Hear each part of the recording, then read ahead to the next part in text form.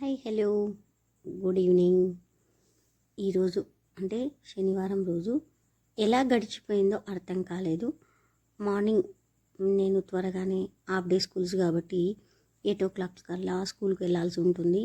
ఇంకా అదేవిధంగా ఈరోజు పేరెంట్ టీచర్ మీటింగ్ ఉన్నందుకు మేము ముందుగా పిల్లలతో తయారు చేసిన రకరకాల ఇండ్లు, healthy food items, junk food items అన్నీ అరేంజ్ చేసుకోవడం జరిగింది. పేరెంట్స్ 10 o'clock వరకు వచ్చారు. ఇక మీటింగ్ స్టార్ట్ చేసుకొని మీటింగ్లో అయితే ముందుగా సన్మాన కార్యక్రమాలు ముగించుకొని, అంటే ఈ సన్మానం ఎందుకు జరిగిందంటే మహిళా దినోత్సవము సెకండ్ సాటర్డే వచ్చినందుకు, తర్వాత కొన్ని స్కూల్ ప్రోగ్రామ్స్ అవన్నీ ఉండడం వల్ల కొంచెం లేట్ అయ్యింది. కాబట్టి ఇక పేరెంట్ మీటింగ్ రోజు చేసుకుంటే కొంచెం బాగుంటుందని పేరెంట్ మీటింగ్ రోజు అయితే ఈ మహిళా దినోత్సవ వేడుకలు జరుపుకున్నాము. మా పాఠశాల ఉపాధ్యాయురాలు అదేవిధంగా తల్లిదండ్రులలో ఒక పెద్ద ఆవిడను మహిళను గౌరవించడం జరిగింది.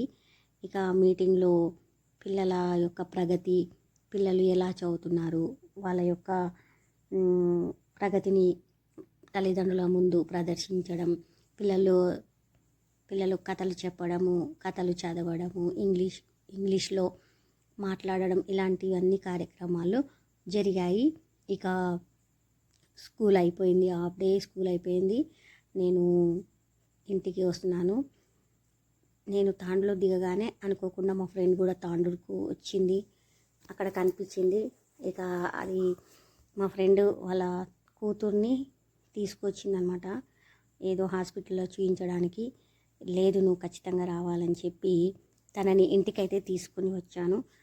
అసలు హాఫ్ అన్ అవర్ కంటే ఎక్కువ ఉండనే లేదు. ఉండు అంటే కూడా లేదు, నేను అర్జెంటుగా వచ్చాను, నువ్వు కలిసావు కాబట్టి వస్తున్నాను అని తనైతే వచ్చింది. అసలు ఏమీ తినలేదు, ఏమీ తాగలేదు.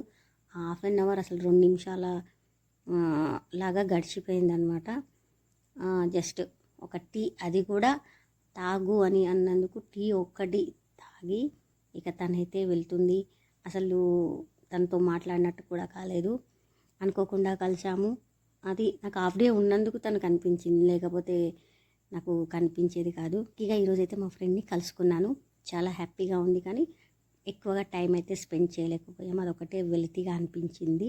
ఇదండి ఇవాళ వీడియో. ఓకేనండి, బాయ్ బాయ్.